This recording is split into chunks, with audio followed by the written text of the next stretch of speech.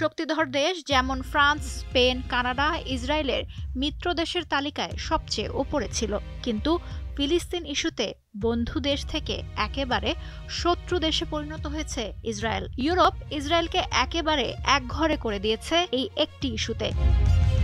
একে একে ইউরোপীয় শক্তিধর দেশগুলো ফিলিস্তিনকে রাষ্ট্র হিসেবে স্বীকৃতি দেয়া শুরু করেছে। সবশেষ ভূমধ্যসাগরে অবস্থিত দক্ষিণ ইউরোপিয়ান দ্বীপ দেশ মাল্টার প্রধানমন্ত্রী রবার্ট আবেলা ঘোষণা করেছেন আগামী জুন মাসে তারা ফিলিস্তিনকে আনুষ্ঠানিকভাবে স্বীকৃতি দেবে। রোববার মোস্তা শহরে এক রাজনৈতিক অনুষ্ঠানে এই ঘোষণা দেন তিনি। নিউ ইয়র্কে জাতিসংঘ সদর দপ্তরে ফ্রান্স ও সৌদি আরবের যৌথ নেতৃত্বে আয়োজিত একটি আন্তর্জাতিক সম্মেলনে এই স্বীকৃতি ঘোষণা করা হবে।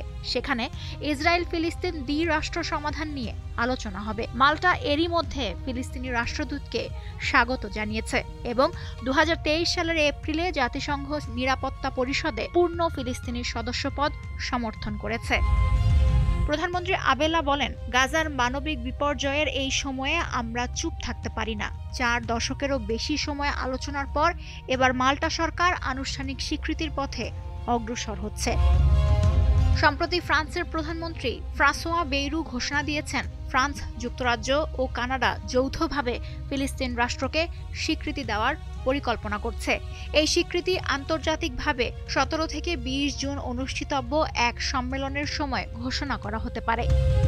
এর আগে ফিলিস্তিনকে আনুষ্ঠানিকভাবে রাষ্ট্র হিসেবে স্বীকৃতি দিয়েছে ইউরোপের আরও 3 দেশ, স্পেন, আয়ারল্যান্ড ও নরওয়ে। দেশগুলো বলেছে তাদের এই স্বীকৃতি দেওয়ার মানে হলো মধ্যপ্রাচ্যের চলমান যুদ্ধের একটি রাজনৈতিক সমাধান খুঁজে বের করার প্রতি সবার মনোযোগ আকর্ষণ করা। এই সিদ্ধান্ত ক্ষুব্ধ করে তুলেছে ইসরায়েলের বেনিয়ামিন নেতানিয়াহুর সরকারকে। দেশটি বলছে এই স্বীকৃতি দেওয়ার মাধ্যমে সন্ত্রাসবাদকে পুরস্কৃত করল এই 3 দেশ। এর পরপরই আয়ারল্যান্ড, নরওয়ে এবং স্পেন থেকে রাষ্ট্রদূত প্রত্যাহার করে নিয়েছে ইসরায়েল। সেই সঙ্গে তেল আবিবে অবস্থানরত এসব দেশের রাষ্ট্রদূতকে আনুষ্ঠানিকভাবে তিরস্কারও করেছে তারা।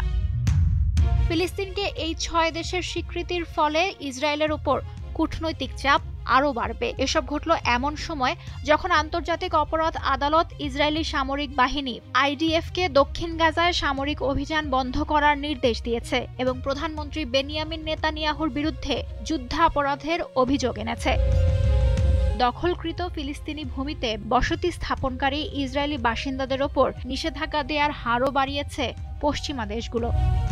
সাম্প্রতিক মাসগুলোতে স্লোভেনিয়া এবং বেলজিয়াম ইঙ্গিত দিয়েছে যে তারাও ফিলিস্তিনকে স্বীকৃতি দিতে পারে। এ পর্যন্ত বিশ্বের 139টি দেশ ফিলিস্তিনকে রাষ্ট্র হিসেবে স্বীকৃতি দিয়েছে। 10ই মে জাতিসংঘের সাধারণ পরিষদের এক ভোটাভুটিতে 193টি সদস্য রাষ্ট্রের মধ্যে 143টি দেশ ফিলিস্তিনের পূর্ণ সদস্যপদ প্রাপ্তির পক্ষে ভোট দিয়েছে।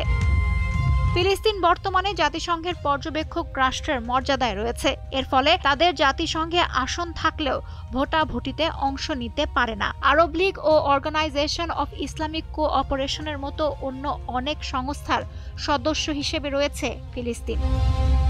এখন পর্যন্ত ইউরোপের অল্প কিছু দেশ ফিলিস্তিনকে রাষ্ট্র হিসাবে স্বীকৃতি দিয়েছে। এদের মধ্যে আছে সাবেক সোভিয়েত ইউনিয়নভুক্ত হাঙ্গেরি, পোল্যান্ড, রোমানিয়া, স্লোভাকিয়া, চেক প্রজাতন্ত্র এবং বুলগেরিয়ার মতো দেশ। এর বাইরে সুইডেন ও সাইপ্রাসও ফিলিস্তিনকে স্বীকৃতি দিয়েছে। তবে যুক্তরাষ্ট্র ও ইউরোপের বহু দেশ এখনও স্বীকৃতি দেয়নি। লুৎফা ফৌজিয়া, দীপ্ত, বার্তাকক্ষ।